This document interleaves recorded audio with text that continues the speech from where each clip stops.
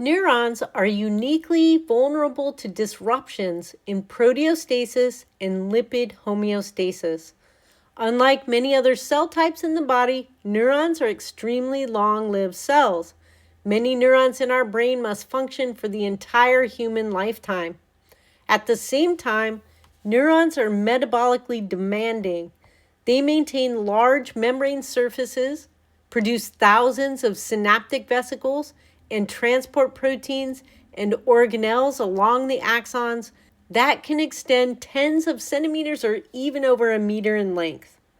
This means that neurons rely heavily on precisely coordinated vesicular trafficking systems, including the endosomes, lysosomes, and autophagy pathways that we've already been exposed to. These constantly recycle and remove damaged components. Unlike dividing cells, neurons cannot simply dilute damaged proteins or organelles through mitosis. Instead, every defect in clearance must be handled internally. As a result, even small disruptions in protein degradation or lipid trafficking can slowly accumulate over decades. When proteostasis and lipid homeostasis begin to fail, the consequences are progressively and ultimately catastrophic, leading to the accumulation of toxic proteins, cellular stress, and eventually neuronal degradation. Before we discuss lipid metabolism in the brain and its contribution to Alzheimer's disease, it's helpful to briefly review the overall organization of the nervous system. The nervous system is divided into two major components: the central nervous system and the peripheral nervous system, the CNS or the PNS. The central nervous system consists of the brain and the spinal cord. This is where information is processed, integrated, and interpreted. The peripheral nervous system includes all of the nerves that extend outside of the brain and spinal cord. These nerves connect the central nervous system to the rest of the body. Within the peripheral nervous system, we typically think about two main types of signaling pathways. Sensory neurons, also called afferent neurons, carry information from sensory receptors in the body back towards the central nervous system. Motor neurons, or efferent neurons, carry signals from the brain and the spinal cord outward to muscles and other tissues to generate responses. Together, these systems allow the brain to receive information from the environment and coordinate appropriate responses throughout the body. In addition to neurons, the nervous system contains several supportive cell types known as glial cells. Within the central nervous system, these include both microglia and macroglia. Microglia, shown here, function as the immune cells of the brain.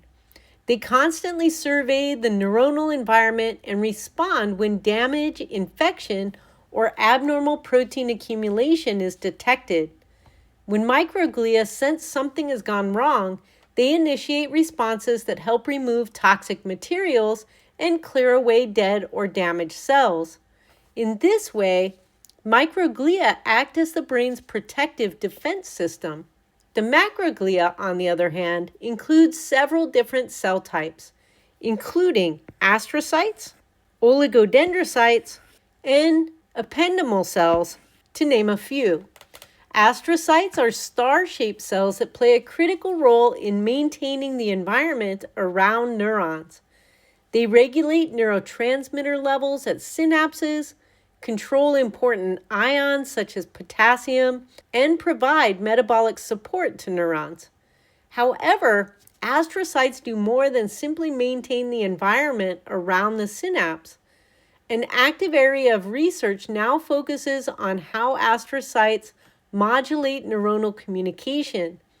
Because astrocytes can detect neurotransmitter release and respond by releasing signaling molecules of their own, they are increasingly recognized as active participants in regulating synaptic activity.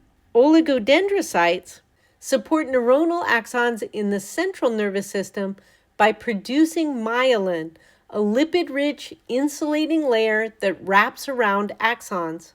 Similar to insulation around electrical wires, the myelin sheath allows electrical signals to travel much faster along neurons. This myelin coating also gives the brain's white matter its characteristic color. Loss of myelin underlies diseases such as multiple sclerosis. Ependymal cells line the ventricles of the brain and the spinal cord and are involved in producing cerebrospinal fluid, which cushions and circulates nutrients throughout the central nervous system. In the peripheral nervous system, there are several additional glial cell types. Schwann cells perform a role similar to the oligodendrocytes by producing myelin around the peripheral nerve axons.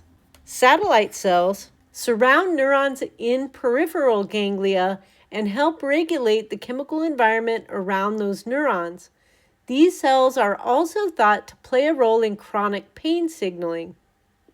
Another specialized group of glial cells, called enteric glial cells, are found in the nerves of the digestive system.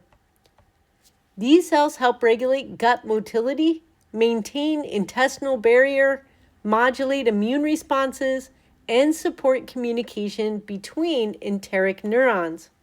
Together, these supportive cell types maintain the health and function of neurons throughout the nervous system. As we move forward, we will see that several of these glial cells, particularly the astrocytes and the microglia, play important roles in the development and progression of Alzheimer's disease. Now that we've discussed the different cell types in the nervous system, we can begin looking at how lipids are regulated in the brain, which turns out to be quite different from lipid transport elsewhere in the body. To understand why, it helps to briefly review how lipids normally move through the peripheral circulation. In the bloodstream, hydrophobic lipids such as triacylglycerides and cholesterol cannot travel freely in the aqueous plasma.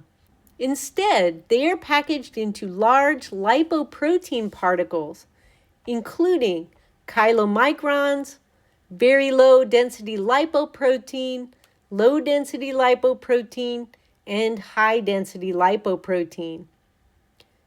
These particles act as transport vehicles that allow the hydrophobic lipids to move throughout the bloodstream. Structurally, lipoproteins are organized with a single monolayer of phospholipids and embedded apolipoproteins on their surface, somewhat resembling the outer leaflet of a cell membrane.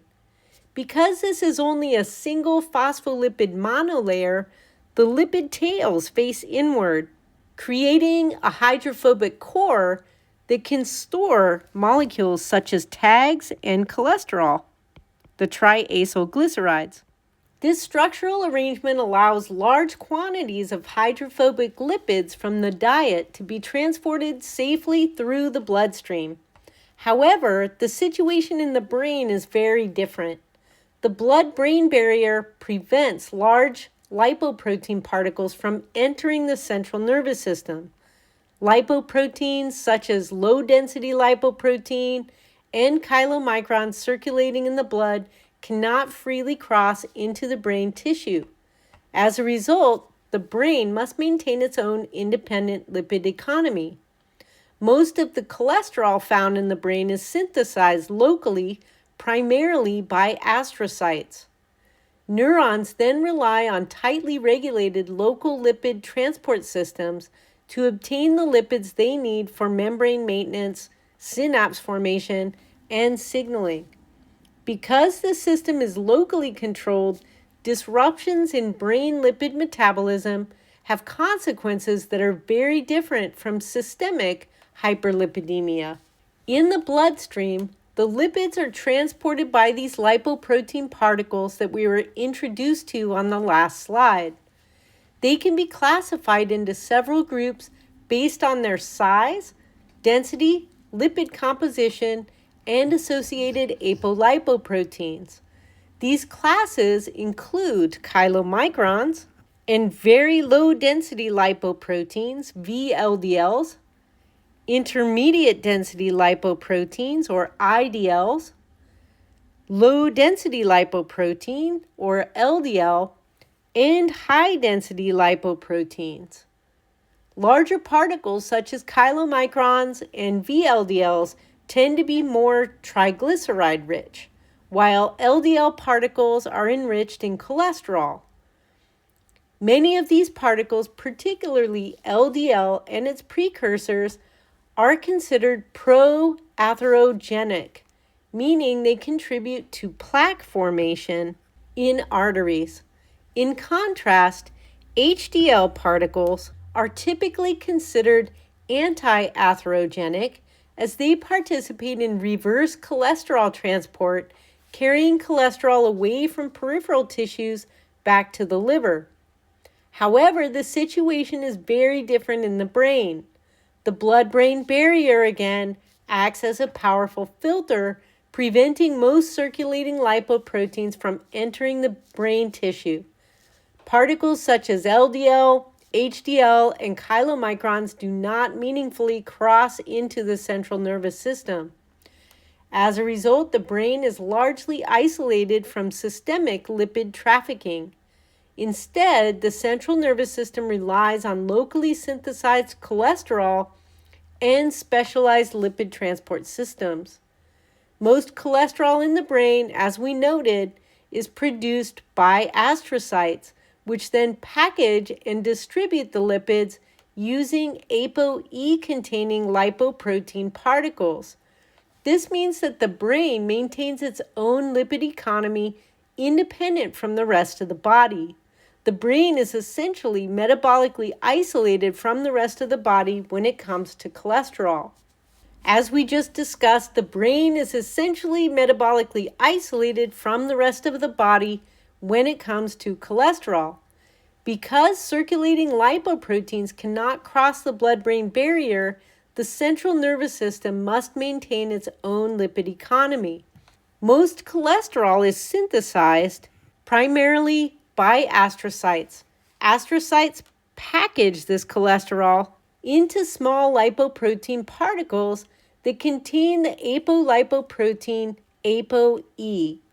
These ApoE-containing particles function as the brain's local lipid transport system, delivering cholesterol to the neighboring neurons. Neurons take up these particles through their LDL receptor family proteins on the surface. This transport is essential because neurons require cholesterol for membrane maintenance, synapse formation, and vesicle trafficking, but they have limited capacity to synthesize it themselves. When neurons accumulate excess cholesterol, they convert some of it into the 24S hydroxycholesterol, which can cross the blood-brain barrier and exit the brain. This molecule also serves as a signaling ligand that activates nuclear receptors such as LXR and RXR, which regulate genes involved in lipid transport, including ABCA1, a transporter that helps load cholesterol onto ApoE particles. In this way, the brain maintains a self-regulated cholesterol cycle. This includes synthesis, transport, and removal that is largely independent of the rest of the body. In the brain, ApoE functions somewhat like the LDL or HDL does in the bloodstream.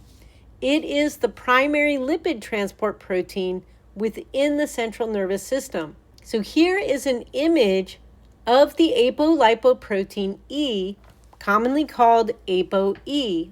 ApoE exists in three major isoforms: ApoE2, E3, and E4. These isoforms differ by only 1 or 2 amino acids, specifically at positions 112 and 158.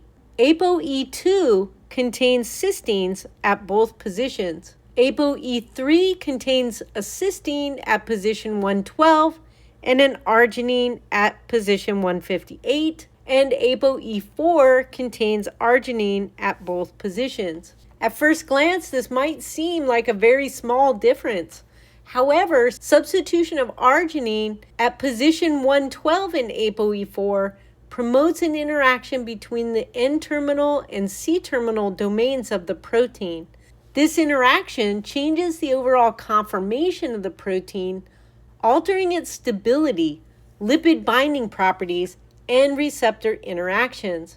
This is a powerful example of how a subtle change at the molecular level can produce large biological consequences. Genetic variation in the ApoE gene is the strongest known genetic risk factor for late-onset Alzheimer's disease. The ApoE4 allele significantly increases risk, while the ApoE2 allele appears to be somewhat protective compared to the more common ApoE3 form. One major mechanism by which ApoE4 increases Alzheimer's risk is by promoting earlier and greater accumulation of amyloid beta pathology in the brain. ApoE isoforms also influence lipid trafficking, neuronal repair, inflammation, and amyloid clearance, which together contribute to disease risk. Apolipoprotein E is not only important for lipid transport in the brain, but it also plays a role in several protein aggregation diseases. In the central nervous system, ApoE primarily produced by astrocytes and microglia, where it functions as the major lipid transport protein. In addition to lipid metabolism, ApoE influences several important processes, including amyloid clearance, cerebrovascular integrity, and neuronal repair. What makes ApoE particularly interesting is that it interacts with a variety of amyloid-forming proteins. These include amyloid beta, which is associated with Alzheimer's disease, alpha-synuclein in Parkinson's disease, TDP43, and SOD1 in forms of ALS, as well as prion proteins and amylin. Many of these proteins contain intrinsically disordered regions which allow them to adopt multiple conformations and form aggregated structures. ApoE can influence how these proteins aggregate, deposit, or are cleared from the brain. As a result, ApoE is considered a central molecular modulator of multiple neurodegenerative diseases, not just Alzheimer's disease. In other words, ApoE sits at the intersection of lipid metabolism and protein aggregation in the brain. Recall that one of the defining pathological features of Alzheimer's disease is the accumulation of amyloid beta plaques in the brain. These plaques are composed primarily of the two peptides amyloid beta 42 and amyloid beta 40, which are cleavage products derived from the amyloid precursor protein, or APP. Among these, amyloid beta 42 is particularly prone to aggregation, making it a major contributor to plaque formation. Over time, these peptides assemble into oligomers, fibrils, and eventually the extracellular plaques that can be observed in brain tissue, such as in this histological image. Two major types of plaques are typically observed: diffuse plaques, which are loosely organized deposits, and neuritic plaques, which contain dense fibrillary cores and are associated with surrounding neuronal damage. Another key hallmark of Alzheimer's disease is the presence of the neurofibrillary tangles, which are intracellular aggregates formed by the tau protein. Genetic factors can strongly influence this pathology. In particular, individuals carrying the ApoE E4 allele tend to develop greater amyloid accumulation and plaque deposition in the brain. Interestingly, the total plaque burden does not always correlate directly with the severity of cognitive impairment, suggesting that other processes, including soluble oligomers, tau pathology, and neuroinflammation, also contribute to disease progression. ApoE4 is the strongest known genetic risk factor for late-onset Alzheimer's disease.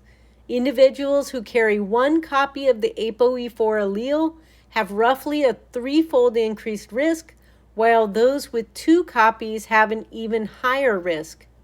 One of the major reasons for this increased risk is that ApoE4 promotes earlier and more extensive amyloid pathology in the brain.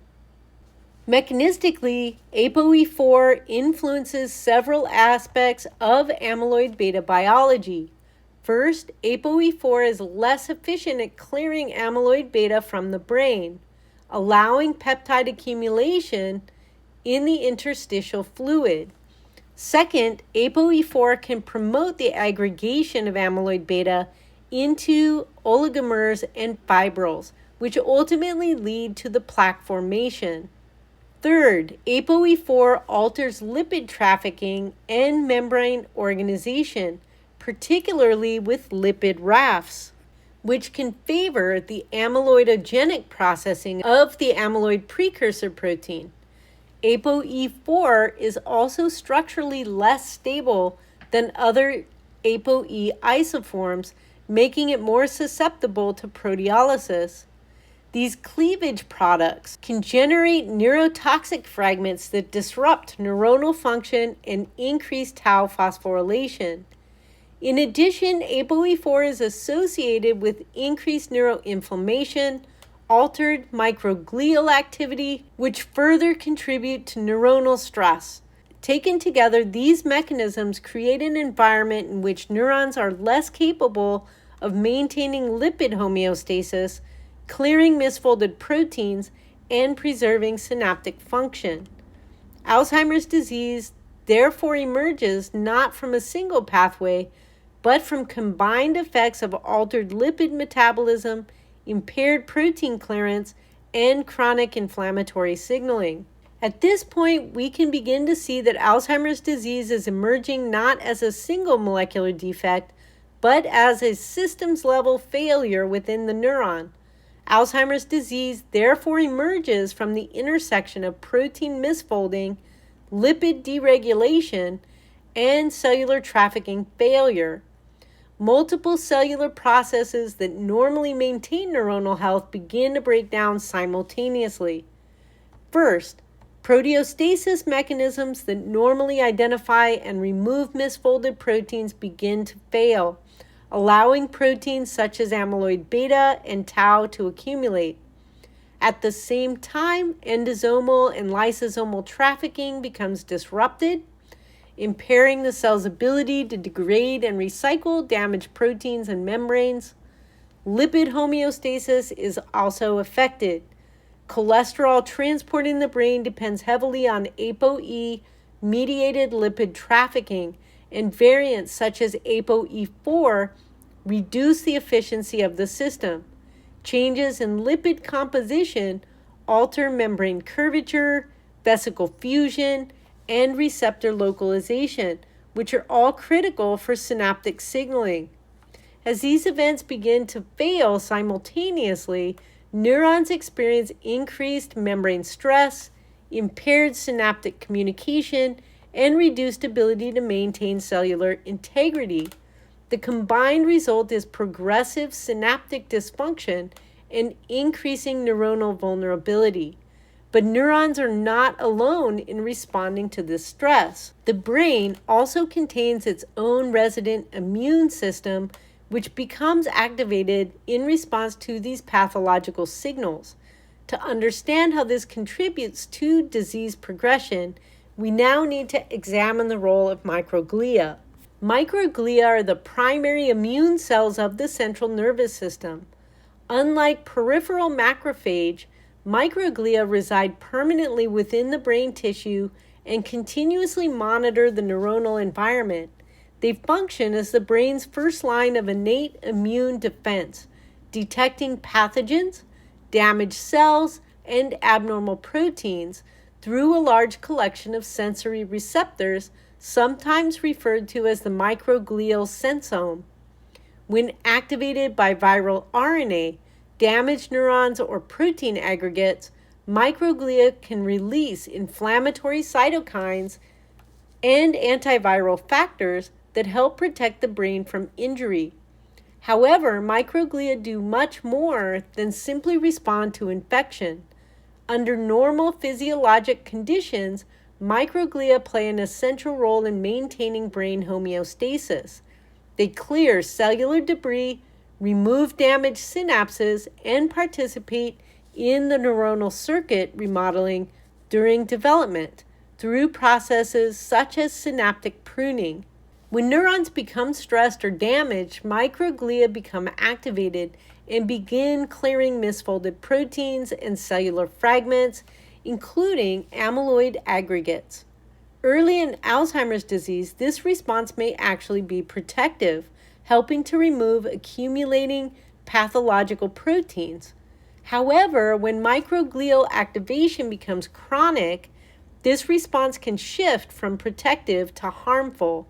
Sustained activation leads to the release of inflammatory cytokines, reactive oxygen species, and other signaling molecules that can disrupt synaptic signaling and contribute to neuronal damage. As a result, microglia represent a double-edged sword in neurodegeneration, initially protective but potentially harmful when activation becomes prolonged. One of the key molecules linking lipid metabolism and immune signaling in Alzheimer's disease is a receptor called triggering receptor expressed on myeloid cells 2, or TREM2. TREM2 is expressed primarily on microglia, where it functions as a lipid sensing receptor. It recognizes a variety of signals associated with cellular damage, including lipid debris, damaged membranes, lipoprotein particles, and amyloid beta. Interestingly, amyloid beta can bind to TREM2 more strongly in its oligomeric form than its monomeric form, suggesting that microglia may preferentially detect early toxic aggregates. When TREM2 binds to these ligands, it signals through an adapter protein called DAP12, which contains intracellular ITAM motifs that recruit the tyrosine kinase SYK. This initiates the downstream signaling cascade involving PI3 kinase, which we saw earlier as a combination of P85 and P110. So this is the PI3 kinase, which leads to the production of PIP3, activating AKT and downstream signaling of mTOR pathways. These signaling pathways alter cellular metabolism and activate microglial responses. Functionally, TREM2 activation promotes microglial migration towards sites of neuronal injury. It enhances phagocytosis of cellular debris and amyloid aggregates, and it stimulates microglial proliferation in a process known as gliosis. In other words, TREM2 helps microglia sense lipid damage and initiate cleanup processes in the brain. However, the role of microglia in Alzheimer's disease is not straightforward. Studies have shown that microglial activation can both limit disease progression by clearing amyloid plaques and also exacerbate disease by promoting chronic neuroinflammation. Microglia have been reported to both suppress and promote the secretion of pro-inflammatory cytokines, including IL-6, IL-1 beta, and TNF-alpha, particularly in response to ApoE signaling pathways. The timing and context of these responses may be critical. Early activation of microglia may be protective, while prolonged activation may contribute to neuronal damage. For this reason, microglial activity in Alzheimer's disease is often described as a double-edged sword, simultaneously participating in protective cleanup mechanisms while also potentially driving damaging inflammation. Advances in whole genome sequencing and genome-wide association studies, or GWAS, have helped researchers identify several genetic variants that increase the risk of late-onset Alzheimer's disease, often abbreviated as LOAD. Among these, several variants in TREM2 have emerged as important risk factors. Individuals carrying certain TREM2 variants have a 2 to 4-fold increase in their risk for developing Alzheimer's disease, which is comparable to the increased risk associated with carrying a single copy of the ApoE4 allele. The most widely studied variant is known as R47H, which results from a single nucleotide polymorphism that replaces the amino acid arginine with histidine at that position in the TREM2 protein. This mutation occurs within the extracellular ligand binding domain of TREM2 and reduces the receptor's ability to bind with lipid ligands, such as ApoE containing lipoproteins, LDL, and clusterin. Because TREM2 normally helps microglia detect lipid debris and damage cellular membranes, reduced ligand binding may impair the ability of microglia to recognize and respond to pathological signals in the brain.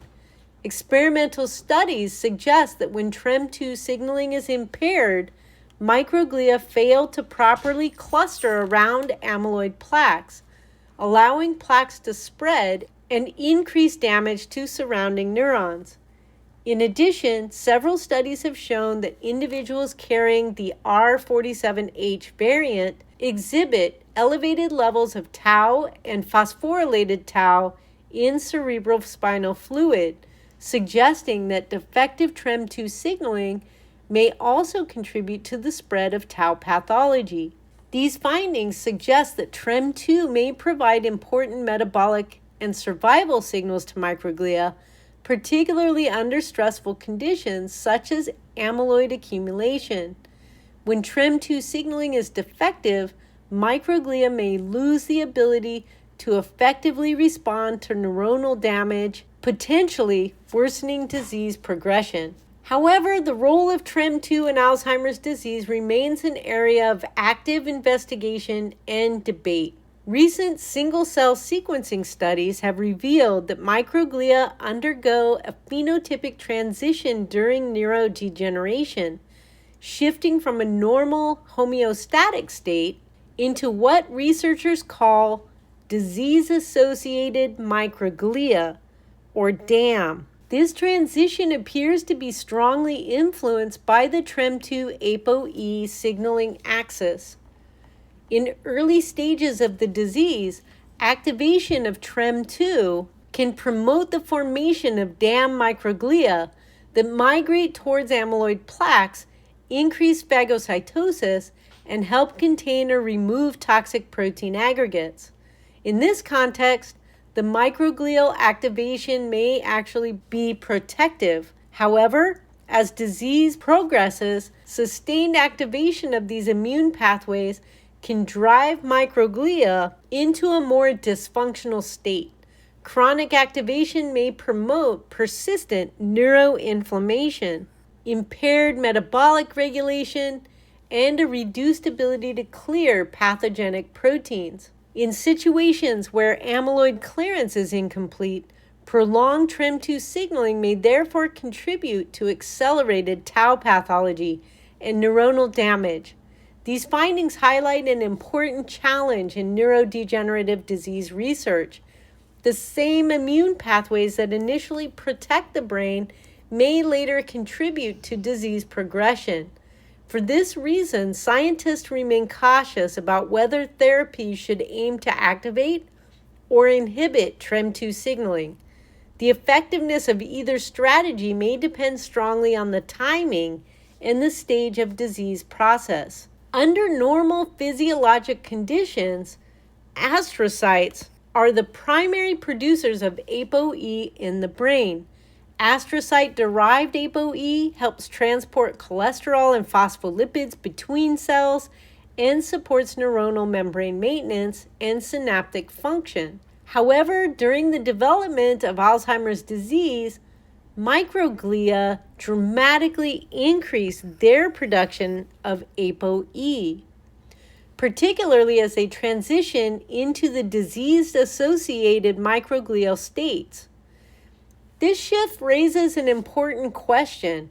Are ApoE particles produced by different cell types functionally equivalent? Recent studies suggest that they may not be.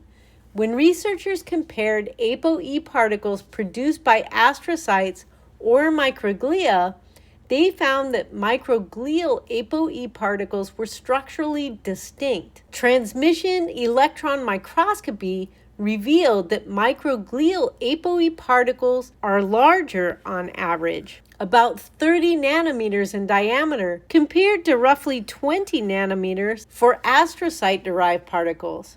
These structural differences may reflect differences in lipid composition or associated proteins carried within the particles. To test the biological consequence of these differences, researchers exposed primary neurons to ApoE particles derived from astrocytes or microglia. Interestingly, microglial ApoE particles inhibited neurite growth, reducing both neurite length and branching complexity. In addition, neuronal survival was reduced in cultures exposed to microglial ApoE particles. In vivo experiments showed similar results. When microglial ApoE particles were injected into the hippocampus of mice, researchers observed reduced neuronal density and increased gliosis at the site of injection, compared with animals injected with astrocyte-derived ApoE particles.